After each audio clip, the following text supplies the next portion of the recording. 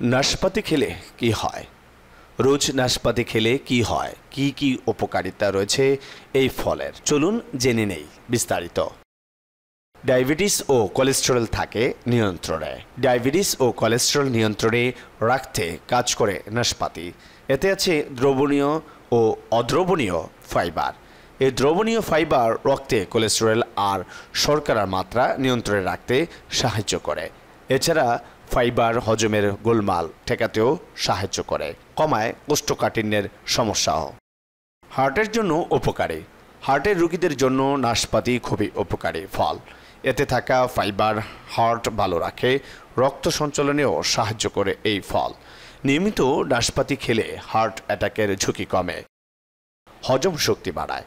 পেটের সমস্যায় ভুগছেন এমন মানুষের সংখ্যা অসংখ্য। নাশপাতিতে থাকা প্রিবায়োটিক ফাইবার পেটের ব্যাকটেরিয়ার সংক্রমণ কমায়। নাশপাতি হজম শক্তি বাড়িয়ে তোলে। নাশপাতি বাড়ায় প্রতিরোধ ক্ষমতা।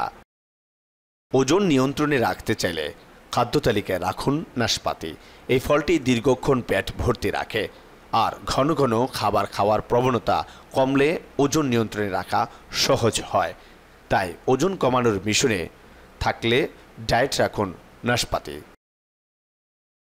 দৃষ্টিশক্তি বাড়ায়। চোখের জন্য উপকারী ফল নাশপাতি।